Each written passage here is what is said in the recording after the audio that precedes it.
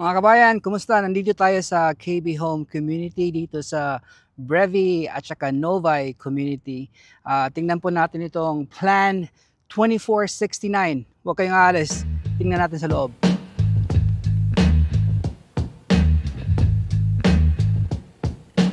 Ay, kumusta mga kabayan, mga amigo at saka kaibigan?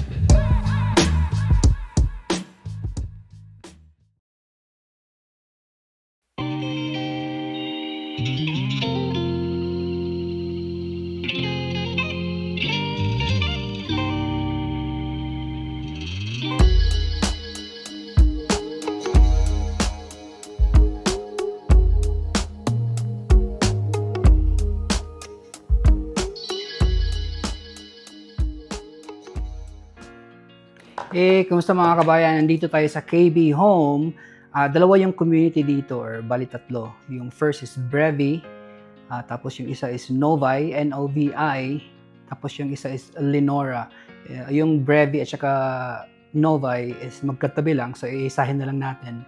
Tapos yung sa Lenora, ang yung mga models nila ay sa Novi naman. So we'll just have to put it on one video dito.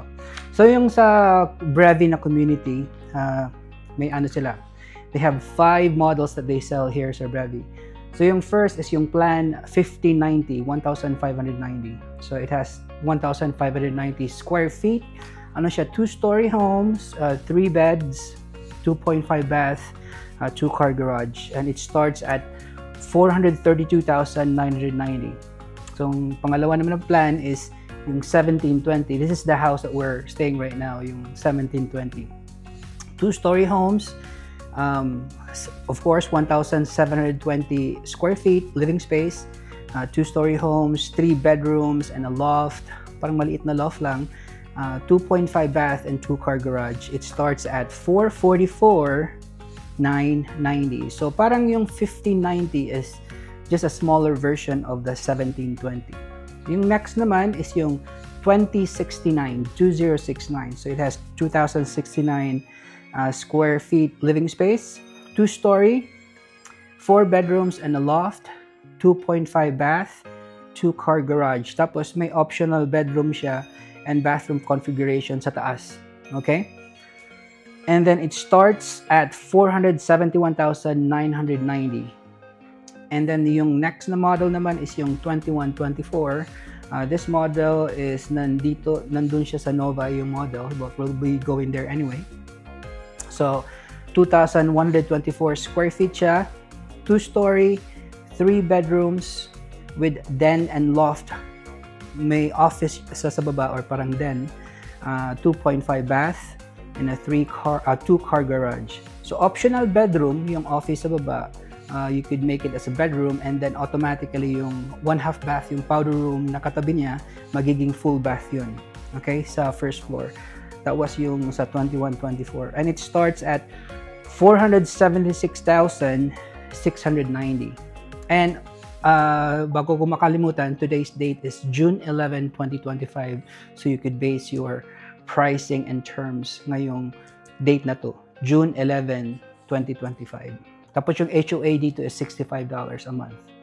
Okay? And then yung last model, yun yung popular model nila sa KB Home. Almost all offices, yun yung model nila, 2469. So it has 2,469 square feet, 2-story, 4 bedrooms with den and loft, 2.5 bath and 2-car garage. Same thing, may optional bedroom siya. Yung office sa baba or den, pwede mong gawing full bedroom. And then yung powder room na katabi niya automatically becomes a full bath. Okay? And that starts at 499,990. So yun yung mga nasa Brevi community na mga models.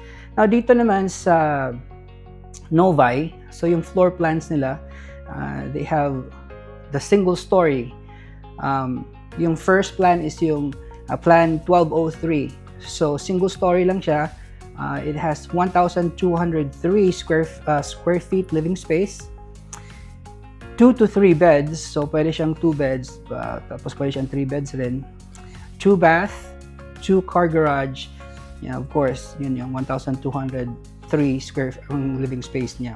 and it starts at 424,990. Okay? So yung next plan naman is yung plan 1572. So 1,572 square feet ang living space niya. And it has 3 beds, 2.5 bath, 2 car garage. And then it starts at 432,990. And then the third plan is the 1720, which is the same one that nandito sa Brevi rin. 1720 square feet, 3 beds, 2.5 bath, 2 car garage, and 1,720 square feet. And it starts at 444,990. Tapos yung next nila, same thing dito, yung 2069 na model, 3 to 4 beds, 2.5 bath, 2 car garage. Okay? And it starts at 471,990. And then, ito yung naka-model nila doon on Novae, yung plan 2124. So, 2124 square feet in living space, 3 to 4 beds, 2.5 to 3 bath, 2 car garage. And it starts at 474,990. Tapos yung last naman nila, yung 2469, the popular model, 4 to 5 bed, 2.5 to 4 bath, tapos 2 car garage, and it starts at 499,990. So yun yung ang lahat na nasa Novae, binibenta rin nila sa Lenora na model, okay, na community. It's just like a few blocks away from the Novae community. So yun yung Brevi, ang katabi katabi lang ng Brevi is yung Novae, and then ang Lenora is like a few blocks from Novae. Okay, so any questions, just leave a comment, text, call, or email me. Okay? So mga kabayan, salamat! Hello! Kumusta mga kabayan? Nandito tayo sa KB Home Community, dito sa Brevi and Novae na community. Papag-isahin na lang natin kasi katabi lang naman sila. So ito yung Brevi, tapos yung Novae is like nasa likod dun, at the back of those houses. Okay? So yun yung Novae na community. Tapos, pero ito yung Brevi. And this is the 2469 plan. Ito yung, I think this is the most popular sa plan nila. This is a 2-story, 4 bedrooms with den and loft, 2.5 bath, 2 car garage. Tapos may optional siya na bedroom and full bathroom configuration sa first floor. Okay? So ito, nasa southwest po tayo ngayon. So bandang south, of course, ng Las Vegas papuntang California before you go to California. So marami na rin dito, they've been building homes here for a while, and then they have like 5 models sa dito na community, pero ito yung 2469 na model. So let's take a look. So yan, nakita nyo sa likod, may gate sila, kasali na yan, and then the front landscaping, kasali yan. Pero yung likod, backyard, is gonna be dirt when you occupy the house. Tapos, kasi ito nga yung popular na model, usually they make this as the yung sales office nila. So, yun yung garahe, pero ginawa munang sales office. Okay? And then you could have an option. I think standard dito yung pavers, kasi yung iba, yung standard nila concrete. Okay? Tapos, depende sa elevation or sa itsura sa labas, yung iba walang mga bricks. Nakikita yung mga bricks dyan sa baba. Yung iba wala lang, tapos iba-iba yung itsura ng elevation nila dito. Okay? Tapos pagpasok natin dito sa entrance, so iba-iba rin yung style dyan. So ito may parang pillars. So okay rin siya na itsura sa labas. So yan, plan 2469. So pasok natin, dito sa left side kaagad yung pintuan para sa garage. So kung bubuksan natin yan, yung office ng sales office. Okay, tapos yung katapat ng garage door, yung parang jacket, ang tawag dito, na storage or closet. And you could put whatever, yung mga sapatos. Parang may mga office supplies sila dito na marami. So, yun. And then, pagpasok mo, ito yung hallway. The next left, may den siya or loft sa baba. Okay? Tapos, on the left side, yung half bath. Nandito. Half bath nila. Okay. So, yan. Mirrors, pedestal, sink, toilet. Ito yung office or den katabi. Okay? And dyan. Tapos may ceiling fan pa, you know. And then may bintana nakaharap sa kapitbahay. Tapos may storage dito, additional storage or closet. So ito yung parang office or den sa first floor. So itong first floor na den and office, pwede ito siyang ma-upgrade to a full isang room. At saka automatic kapag i-convert mo ito ng room, you know, parang liliit konti yung hallway. Okay, liliit ng konti yung hallway dito. Kasi yung powder room, magiging full bath yan, automatic na siya. So, kapag gagawing bedroom tong office or den sa baba, automatic na magiging full bath.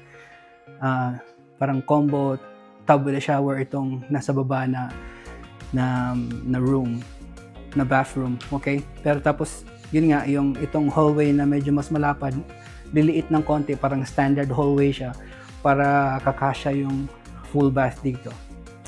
Okay? Tapos, abante tayo, dito naman sa left, ito yung hagdanan papunta sa second floor, pero dito muna tayo sa living room at saka kitchen. So, open concept talaga siya. And again guys, ito ngayon is June 11, 2025 para i-base nyo yung price at saka yung terms sa mga new builds dito. Kasi maybe you're watching this in the future, baka iba na yung presyo at saka yung mga incentives nila. Okay? So yun, this one is your kitchen sa left side. This is like an upgraded kitchen, yung mga cabinets nila. You know, iba yung kulay. And then yung standard nila, wala silang handle. So yung handle nila, ganyan.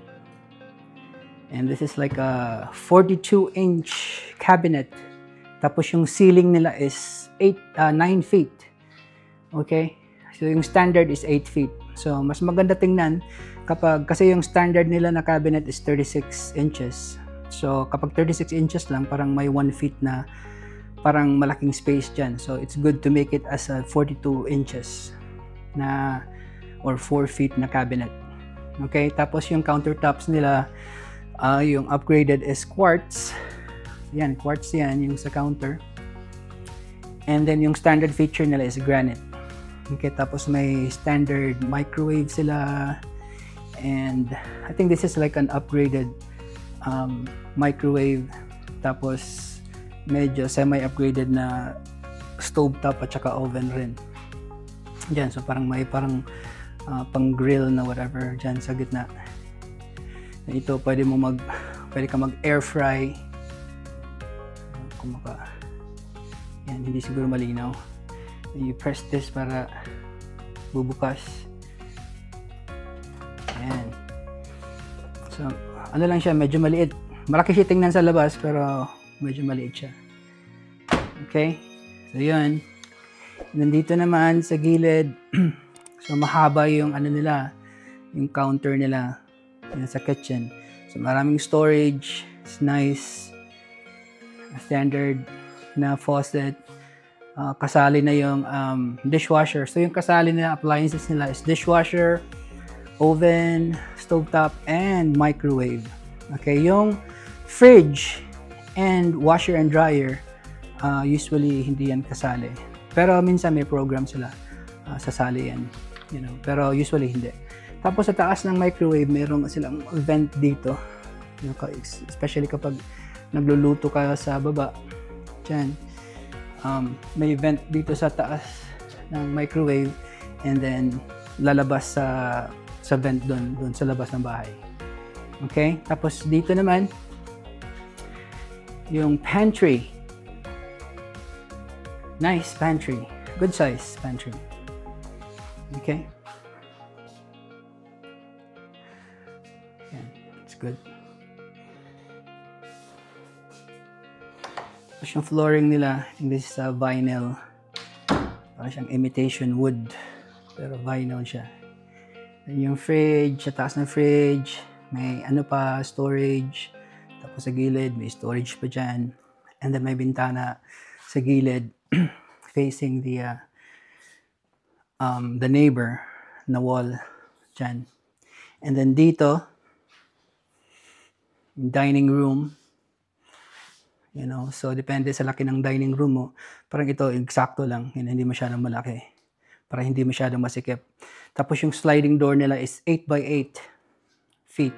So yung standard is kapag tinataas yung ceiling, yung 6 feet nagiging 7 feet. Okay? And then, nagiging 8 feet pala. Tapos yung width, i-upgrade mo, maging 8 feet rin. Pero kung hindi mo i-upgrade, 6 by 8 feet lang siya. Okay? So, yan. And then, yung backyard nila, you know, so depende sa bibilhin mo na bahay. Kung mas malaki na bahay, tapos standard lot lang, parang hindi masyadong malaki yung backyard mo. Pero kapag, you know, parang mga 14 or 1500 square feet lang na plan yung bibilhin mo, dodoble yung lugar ng backyard mo. Okay? So, yan. Tapos ito yung living room or family room. Tapos, dyan sa kitchen counter, pwede mo lagyan ng high chair, 4 or 5, siguro 4 lang, para hindi masakit. Tapos, sa family room, may bintana, 3, so maganda kasi papasok yung light, you know. Pero hopefully, hindi west to east, you know, yung harap ng bahay, harap at saka likod. I think this is north and south yung harap. So, yung init niya, nasa gilid ng bahay. So, yan. So, maganda rin yung design ng bahay nila dito. May carpet. Tapos may ceiling fan. That's an upgrade kung nalagyan mo ng fixture. Yung standard nila, walang fixture yan. So, parang lamp lang yung gagamitin mo. So, punta tayo sa second floor. Okay. May papakita pala ako dito yung mga upgrades ng Model 2469. Ito yung mga upgrade na nasa loob dito. You know, I don't know if you could read it, pero hopefully that helps. You know, kasi yung scan nila. So, akyat tayo dito sa left side. So, standard dito sa baba, ang flooring is carpet, tapos tile sa mga wet areas like kitchen and going into the bathroom. So, yun yung standard feature nila, okay? Tapos sa taas dito naman carpet. And then, I think, yung standard nila dito is yung solid wall. You know, tapos ito parang railing siya na may design. That's an upgrade too. So, akyat tayo dito. And you could also upgrade the stairs, the flooring. Gusto nyo gawing vinyl or something. So, ganun. At saka mga kabayan, you know, reminder lang kapag pupunta kayo ng mga new build, I know sometimes parang excited tayo. You know, huwag nyo kalimutan dalhin yung mga realtor nyo. Gaya ko kasi, you know, at least ma-represent namin kayo kasi yung mga salesperson dito, they're representing the builders and, you know, gusto nila na mas maka-profit sila. So, it's good to have somebody representing you and helping you para at least makaka-negotiate. And we'll help you from start to closing talaga. So, kapag maghahanap kayo, tawagan nyo muna ako and then I'll go with you from start to close. So, umakyat tayo dito. Yung ceiling na dito is only 8 feet, standard lang. And immediately sa right side, yung laundry. So that's what I've said, hindi kasali yung washer and dryer. But it's pretty good size laundry. And then nandito nila nilalagay yung cable management, yung modem and router. So you could put your modem and router somewhere else. Pero dyan yung connection nila talaga. Tapos nandito yung access sa attic, sa laundry. And parang may shelving pa sa taas. Tapos paglabas mo dyan, may linen closet sila dito, which is nice. More space. Ayan. Diba? Ganda rin. And then, dito sa gilid, ito yung master bedroom nila. Okay? Master bedroom. Pasok tayo. Ayan. Medyo malaki. That's good. Ayan. I think they have a king size bedroom. So, ayan.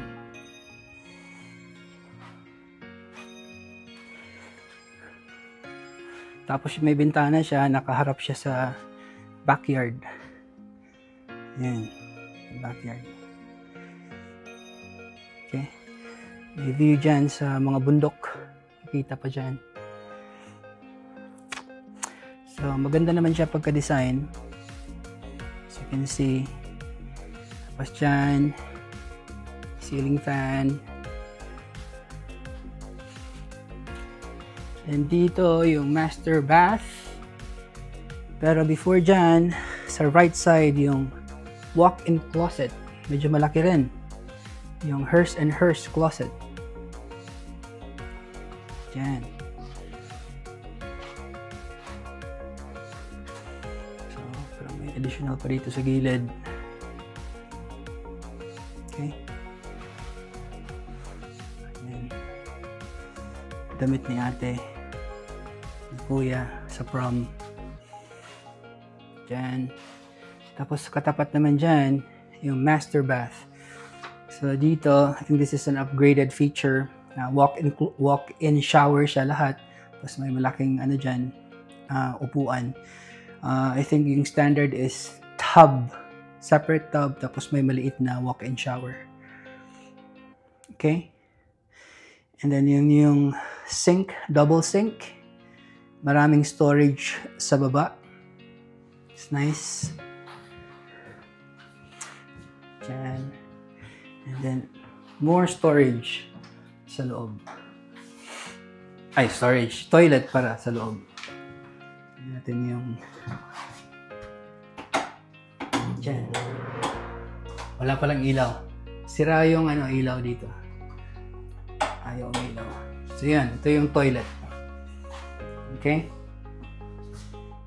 Mas labas naman tayo. So, yun yung master bedroom. Okay? Big space. So, dyan. So, paglabas naman natin, galing sa hagdanan, itong yung loft. Pretty big loft. So, pwede mong gawing second entertainment room, TV or whatever. So, maganda naman siya pagka-design. It's big enough. Tapos, dito yung second bedroom. Ito yung through air na vent dito para hindi siya para flowing yung hangin kasi minsan kapag may mag-aircon ka tapos sisirado mo yung pintuan, nagva-vacuum yung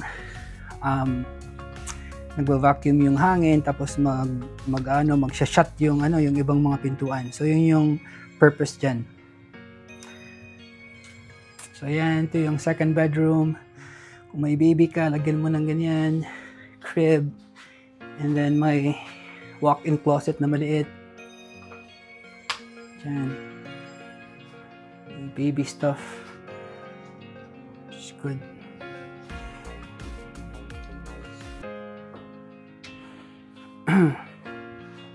Diyan. Nakalagay pa na ceiling fan. So, 8 feet. So, kung medyo mababa yung ceiling, at saka mababa pa yung fan mo, maaabot mo na. Pero kung sa bata lang naman na kwarto, okay lang. So, yun yung second bedroom. Tapos, yung katapat naman, dito yung full bath sa second floor. Okay? Double sink. Under the sink yung style niya. Maraming storage dyan. Mirror. It's right there. Tapos dito, toilet, and then yung combo shower tub na combo. Okay. Diyan.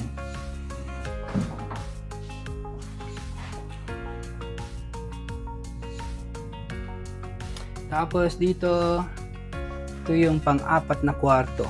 Okay? Pang-apat na kwarto. Yung bintana niya nakaharap sa street. Okay?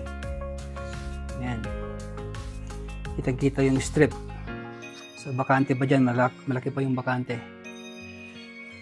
Then, may closet siya. Isa dyan. Medyo malaki rin yung closet dito. Okay. Then, ito yung bedroom. Yan. I think that's a queen size bedroom. Yan. Tapos may ceiling fan. Again, yung standard feature nila, walang fixture yan dyan. Lamp lang yung gagamitin mo. So, ito yung ibig kong sabihin na yung power outlet, yung baliktad. Yan. May switch. Yan. Para sa lamp. Dito yata. You know. So, kapag wala kang fixture dyan sa taas, pwede naman yung lamp lang yung gagamitin. Ayan. Para naka-connect dyan. Pala. So, yan. So, in-on ko dito. So, itong first switch, yun yung para sa lamp. This one. So, yan mga kabayan. Ito uli yung model 2469 ng KB Home sa Brevi and Novi Community ka. At saka sa Lenora rin. Lenora. L-Y-N-O-R-A.